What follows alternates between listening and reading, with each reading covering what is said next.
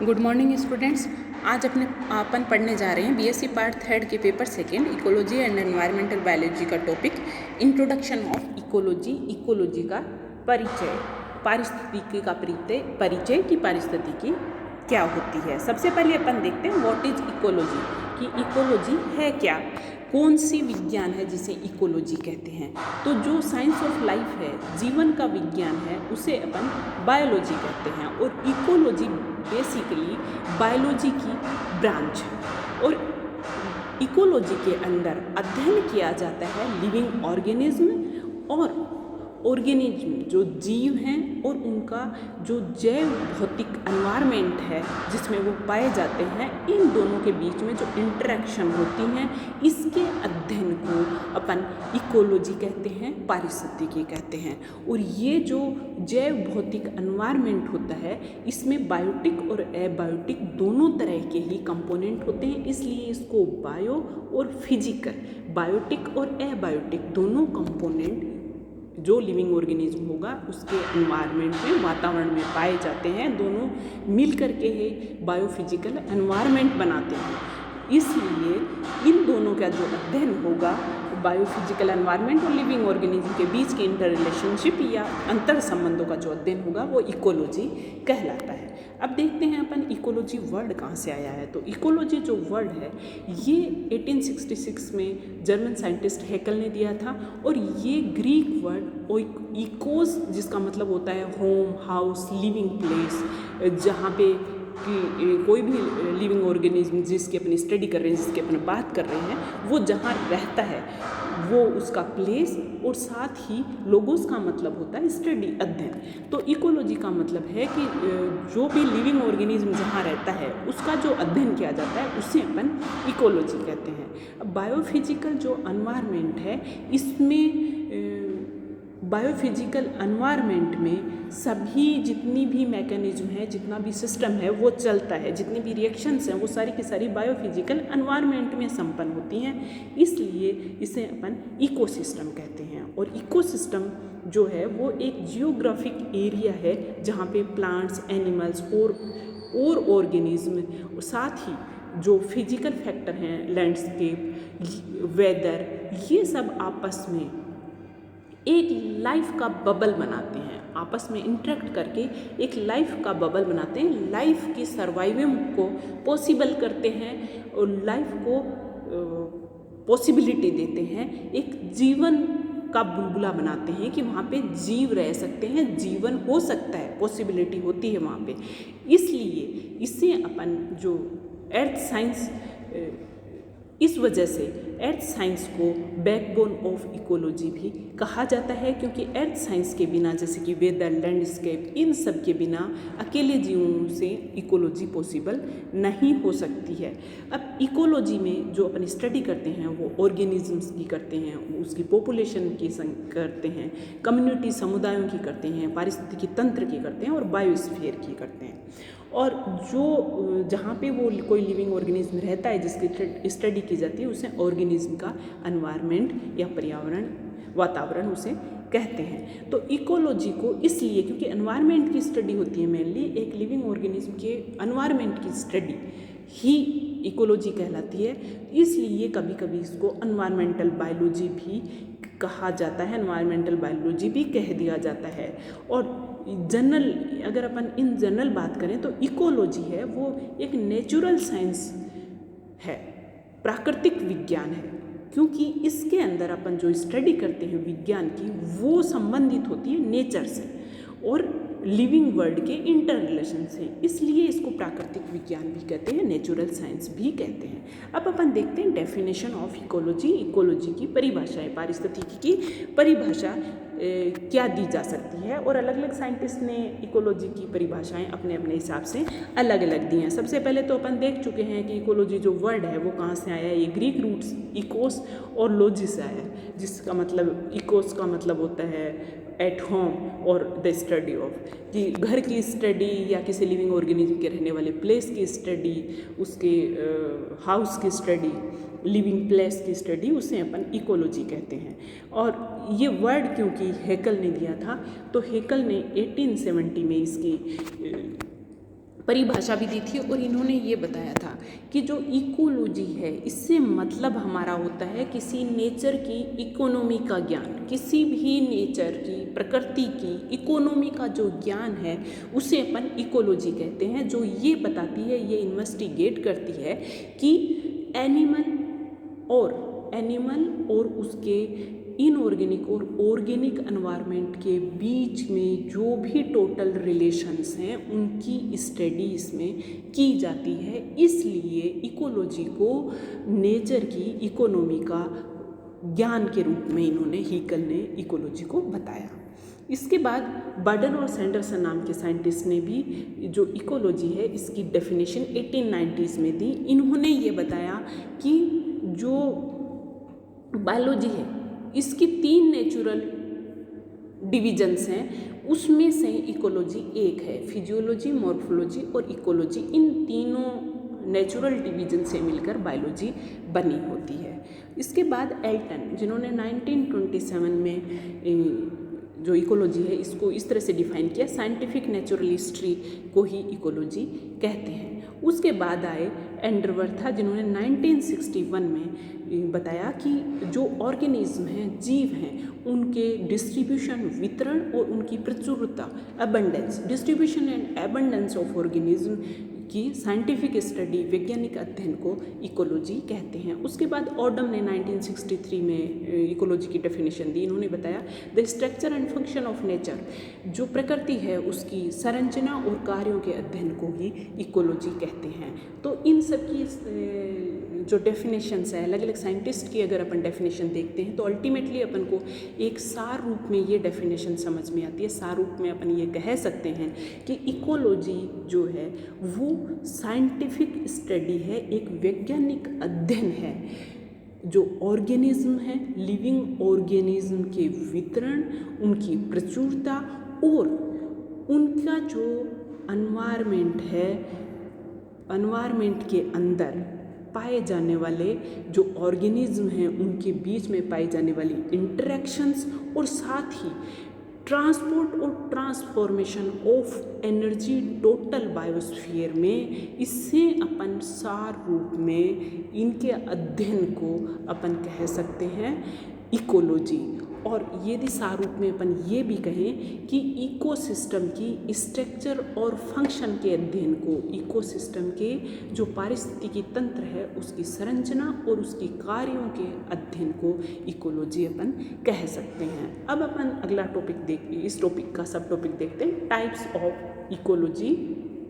Ecology के type क्या हो सकते हैं? तो इन जनरल अगर अपन इसको क्लासीफाई करें तो 2 भागों में क्लासीफाई कर सकते हैं कि अपन लिविंग ऑर्गेनिज्म क्या ले रहे हैं। इसके आधार पे अपन 2 भागों में डिवाइड कर सकते हैं, एक एनिमल इकोलॉजी और एक प्लांट इकोलॉजी। जो एनिमल इकोलॉजी है उसके अंदर अपन स्टडी करेंगे एनिमल पॉपुलेशन और एनिमल पॉपुलेशन में पाए जाने वाले चेंजेज और एनिमल्स के बिहेवियर, व्यवहार और उनकी जो रिलेशनशिप है, संबंध हैं उनके एनवायरनमेंट के साथ, उसकी स्टडी को अपन एनिमल इकोलॉजी कहते हैं। लेकिन जो एनिमल्स हैं वो हमेशा प्लांट्स पे डिपेंडेंट होते हैं खाने के लिए और शेल्टर के लिए। इसके लिए उन्हें प्लांट्स की ज़रूरत होती है। प्लांट्स के बिना उनका कोई भी कार्य, उनकी लाइफ पॉसिबल नहीं हो सकती है। इसलिए एनिमल इकोलॉजी में जो एनिमल्स और प्लांट्स दोनों समुदायों का अध्ययन किया जाता है। अब अपन देखते हैं सेकंड टाइप इसका, प्लांट इकोलॉजी। प्लांट इकोलॉजी में प्लांट्स की रिलेशनशिप और उनके एनवायरनमेंट के बीच, दूसरे प्लांट्स और एनवायरनमेंट के बीच की रिलेशनशिप की स्टडी की जाती है। इस तरह से ये 2 भाग हो गए। लेकिन अगर अपन इसका और क्लासिफिकेशन करना चाहें इकोलॉजी का, और ऑर्गेनिज्म और उसका हैबिटेट के बेसिस पे कि ऑर्गेनिज्म क्या है, एक है या ज़्यादा है या कितने हैं, उसके आधार पे अगर अपन इसको डिवाइड करें तो 2 भागों में डिवाइड कर सकते हैं, एक सिन इकोलॉजी, एक ऑट इकोलॉजी। एक स्वयं पारिस्थितिकी जो कि खुद के साथ अध्ययन होता है, और एक सिन इकोलॉजी। तो ये 2 भागों में अपन इसको डिवाइड कर सकते हैं। सबसे पहले अपन देखते हैं सिन इकोलॉजी, सिंकोलॉजी। तो सिंकोलॉजी जो है इसके अंदर एक ग्रुप्स ऑफ ऑर्गेनिज्म लिए जाते हैं। एक एनिमल की नहीं बल्कि ग्रुप ऑफ एनिमल्स की स्टडी की जाती है, ग्रुप ऑफ ऑर्गेनिज्म या फिर कम्युनिटी, अपन इसे कम्युनिटी इकोलॉजी भी सिंकोलॉजी को कह सकते हैं, क्योंकि इसमें ये एक कम्युनिटी की कम से कम स्टडी की जाती है, ग्रुप ऑफ ऑर्गेनिज्म होते हैं और इसे अपन हैबिटेट बेस्ड स्टडी भी कहते हैं। हैबिटेट वो होता है जहाँ पे कोई भी ऑर्गेनिज्म, हैबिटेट वो होगा जहाँ ऑर्गेनिज्म या स्पीसीज या उसकी पॉपुलेशन या फिर कोई कम्युनिटी रहती है। और ये दो तरह के मेनली हैबिटेट होते हैं। तो हैबिटेट एक होगा टेरेस्ट्रियल हैबिटेट, एक एक्वेटिक हैबिटेट। और एक्वेटिक हैबिटेट खुद भी तीन तरह के मेनली होते हैं, मरीन समुद्री, फ्रेश वाटर हैबिटेट और एस्चुरियन इकोसिस्टम। और टेरेस्ट्रियल हैबिटेट में अपन देखते हैं फॉरेस्ट, ग्रासलैंड, डेजर्ट और केव इकोसिस्टम्स। और दूसरी टाइप है ये सिंकोलॉजी की, जो एक होती है सिंकोलॉजी और दूसरी ऑर्टिकोलॉजी। ऑर्टिकोलॉजी स्वयं पारिस्थितिकी में किसी एक ऑर्गेनिज्म की उसके एनवायरनमेंट के साथ जो रिलेशनशिप होती है उसके अध्ययन को अपन ऑर्टिकोलॉजी या स्वयं पारिस्थितिकी कहते हैं। और इसके अंदर इसे स्पीसीज इकोलॉजी भी कहते हैं, क्योंकि इसमें सिर्फ और सिर्फ एक इंडिविजुअल का मतलब है, एक स्पीसीज की ही स्टडी होती है और उस स्पीसीज का nutrition, growth, reproduction, development, life history, इसका अध्ययन एक एनवायरनमेंट में किया जाता है।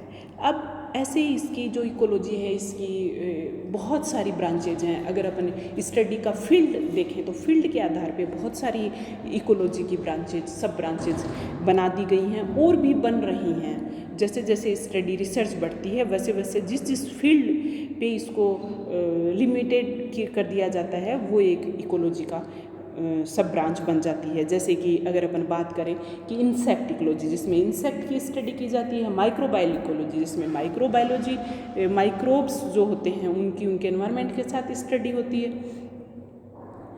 और इसी तरह से बहुत सारी इकोलॉजी की ब्रांचेज, सब ब्रांचेज बनी हुई हैं। कुछ ब्रांचेज को अपन यहाँ देखते हैं। जो सबसे पहले देखते हैं मॉलिक्यूलर इकोलॉजी। मॉलिक्यूलर इकोलॉजी जो है ये स्मॉलेस्ट स्केल है इकोलॉजिकल स्टडीज़ का, क्योंकि इसमें मॉलिक्यूलर इकोलॉजिस्ट, इसमें कार्य करने वाले जो स्कॉलर होते हैं मॉलिक्यूलर इकोलॉजिस्ट कहलाते हैं। और इनका फोकस मेनली होता है डीएनए और प्रोटीन, जिनसे कि ऑर्गेनिज्म प्रोड्यूस करते हैं और ये एनवायरनमेंट को किस तरह से प्रभावित करते हैं, डीएनए और प्रोटीन्स इनकी स्टडी की जाती है। और इनके द्वारा जो इनकी स्टडी करने से अपन, जैसे कि जीन फ्लो के बारे में अपन को किसी भी इकोसिस्टम में या मॉलिक्यूलर इकोलॉजी से जीन फ्लो का पता चलता है, जेनेटिक ड्रिफ्ट जो पॉपुलेशन में होता है उसके बारे में अपन को पता चलता है, को इवोल्यूशन को ये एक्सप्लेन करती है मॉलिक्यूलर इकोलॉजी। और जेनेटिक डाइवर्सिटी किसी पॉपुलेशंस में जो पाए जाने वाली जेनेटिक डाइवर्सिटी है, ये इसको समझना भी मॉलिक्यूलर इकोलॉजी के द्वारा ही संभव है। उसके बाद अपन देखते हैं ऑर्गेनिज्मल इकोलॉजी। किसी एक ऑर्गेनिज्म की जो स्टडी की जाती है एनवायरनमेंट में उसे अपन ऑर्गेनिज्मल इकोलॉजी कहते हैं। और इससे क्या होता है कि स्पेसिफिक इंटरेक्शंस, किसी एक एनिमल के स्पेसिफिक इंटरेक्शंस जो होते हैं उनके फिजिकल एनवायरनमेंट के साथ या अदर ऑर्गेनिज्म के साथ, उनको देखा जा सकता है किसी एक इंडिविजुअल के बेसिस पे। इसके बाद है पॉपुलेशन इकोलॉजी। पॉपुलेशन इकोलॉजी में किसी एक स्पीसीज़ की पॉपुलेशन, एक स्पीसीज़ में पाए जाने वाले जितने भी एनिमल्स होते हैं, जो उसके मेंबर होते हैं, उन सब की एनवायरनमेंट के साथ स्टडी की जाती है, जिसमें जो अपन जानकारी अपन को मिलती है, जो अपन जानते हैं, जिनकी स्टडी करते हैं, वो होते हैं population size, population growth, population density, dispersion, population of organism, इन सब की स्टडी की जाती है। और इनसे अपन को पॉपुलेशन जो चेंज होती है, पॉपुलेशंस में जो चेंज होते हैं टाइम के साथ, वो किस वजह से हुए, किस कारण से हुए, जैसे कि क्लाइमेट की वजह से हुए, एटमॉस्फेयर की वजह से हुए, टेम्परेचर की वजह से हुए, या फिर दूसरी पॉपुलेशंस की वजह से हुए, इन सब के बारे में अपन को पॉपुलेशन इकोलॉजी में पता चलता है। इसके बाद है कम्युनिटी इकोलॉजी। तो कम्युनिटी इकोलॉजी में बहुत सारी पॉपुलेशंस की स्टडी की जाती है, जिसको कि अपन कम्युनिटी इकोलॉजी कहते हैं। और उसमें अलग अलग कम्युनिटीज़, अलग अलग पॉपुलेशंस को एक साथ स्टडी किया जाता है और उनके इंटर रिलेशंस का अपन को पता चलता है। उसके बाद है इकोसिस्टम इकोलॉजी।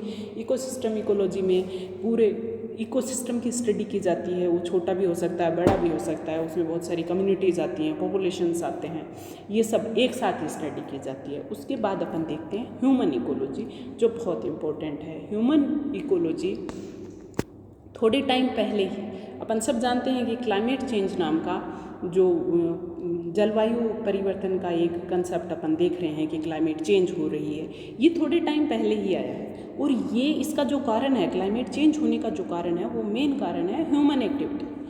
ह्यूमन की वजह से हुआ है, ह्यूमन एक्टिविटीज़ की वजह से क्लाइमेट चेंज हुआ है। उनका इफ़ेक्ट अर्थ और इकोसिस्टम पे, जो ह्यूमन एक्टिविटी हैं उनका जो इफ़ेक्ट है, वो क्लाइमेट पर पड़ा है और क्लाइमेट चेंज के रूप में अपने सामने आया है। इस तरह से जो ह्यूमन इकोलॉजी है उसके अंदर अपन देखते हैं कि ह्यूमन और ह्यूमन एक्टिविटी का इकोसिस्टम्स, कम्युनिटीज़, पॉपुलेशंस जो अपने चारों तरफ रहते हैं उन पर क्या फ़र्क पड़ता है, इन सब का ह्यूमन इकोलॉजी में पता चलता है। कि अपन ह्यूमन से जो ह्यूमन लैंड यूज करता है, नेचुरल रिसोर्सेज को यूज करता है, डिफॉरेस्टेशन करता है, जंगलों को काटना और फॉसिल फ्यूल को जो जलाते हैं और नई स्पीसीज़ को इन्वेसिव स्पीसीज़ दूसरी जगह से लाके स्पीसीज़ को इंट्रोड्यूस करना, ये सब कार्य ह्यूमन के द्वारा किए जाते हैं। ये सारी ह्यूमन एक्टिविटीज़ ह्यूमन के द्वारा की जाती हैं, मानवीय क्रियाएं हैं जिनका कि अपने इकोसिस्टम पर, नेचर पर प्रभाव पड़ता है और इनकी स्टडी को ह्यूमन इकोलॉजी में किया जाता है, उसे अपन ह्यूमन इकोलॉजी कहते हैं। अब अल्टीमेटली अपन देखते हैं इम्पोर्टेंस ऑफ इकोलॉजी, कि इकोलॉजी इम्पोर्टेंट क्यों है, इसकी स्टडी क्यों की जाती है, इकोलॉजी जो पारिस्थितिकी है उसका अध्ययन क्यों किया जाता है, क्यों ज़रूरी है, क्यों इम्पोर्टेंट है, क्या महत्व है इसका। तो अपन इकोलॉजी और इकोलॉजिकल सिस्टम्स की स्टडी करके अपन को ये बात पता चलती है, ये इकोलॉजी हमें ये बताती है कि ऑर्गेनिज्म्स जो जीव हैं वो किस तरह से एक दूसरे के साथ इंटरेक्ट करते हैं और नेचुरल वर्ल्ड के साथ कैसे इंटरेक्ट करते हैं। तो जो इंटरेक्ट करने का जो इंटर रिलेशनशिप है उनका पता चलता है। ऑर्गेनिज्म किसी एरिया में किस तरह से सर्वाइव करते हैं, किस तरह से रहते हैं किसी स्पेसिफिक एरिया में, ये पता चलता है। और इसके अलावा अपन को ये भी पता चलता है इकोलॉजी से कि जो फिजिकल एनवायरनमेंट है उसमें किस तरह से टाइम के साथ चेंज हो रहा है, चेंज होने का कारण क्या है, कौन सी रिएक्शंस, कौन सी इंटरेक्शंस की वजह से ये चेंज हो रहे हैं। जैसे कि अपन देखते हैं क्लाइमेट चेंज, और नई ऑर्गेनिज्म को एक जगह से दूसरी जगह ले आते हैं तो वो वहाँ की जो ओरिजिनल जो नेचुरल हैबिटेट जिनका होता है उन स्पीसीज़ पे नई आई हुई, बाहर से आई हुई स्पीसीज़ का क्या असर होता है। नेचुरल डिजास्टर्स जो अपने आते हैं, ह्यूमन इंटरफेरेंस की वजह से डिजास्टर हो जाते हैं, और जो किस तरह से दूसरे जीवों को प्रभावित करते हैं और किस तरह से नेचुरल वर्ल्ड को एक इकोसिस्टम में प्रभावित करते हैं, इनका क्या प्रभाव पड़ता है, इन सब का पता अपन को चलता है इकोलॉजी से, इकोलॉजी की स्टडी से। अब अगर अपन शॉर्ट में देखें तो अपन को जो इकोलॉजी है, इकोलॉजी का जो अध्ययन है उसमें अपन बायोस्फीयर की टोटल हर चीज़, बायोस्फीयर में पाई जाने वाली हर एक चीज़ की स्टडी करते हैं, होने वाली हर एक एक्टिविटी की स्टडी इकोलॉजी के अंदर की जाती है।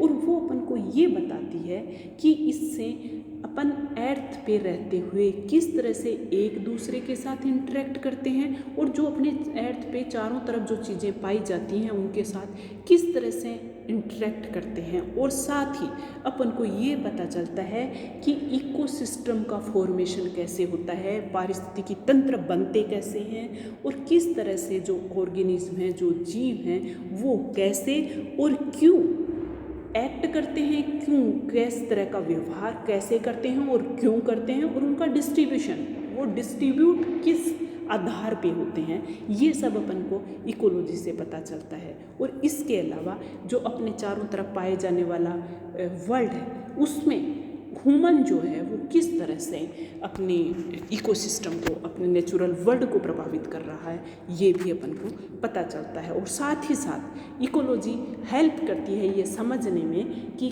कंजर्वेशन ऑफ बायोलॉजी क्या है, इन्वेसिव स्पीसीज क्या होती हैं, उनका क्या इफेक्ट होता है, और क्लाइमेट चेंज, इस तरह के जो कुछ प्रॉब्लम्स अपने सामने आ रही हैं, ये भी अपन को इकोलॉजी से ही पता चलता है। जो इंटर रिलेशंस होते हैं उनकी स्टडी से ही पता चलता है, अलग अलग जीवों के और उनकी जो बायोफिजिकल एनवायरनमेंट की स्टडी से ही पता चलता है। इस तरह से आज का अपना टॉपिक यहीं ख़त्म होता है। Thank you.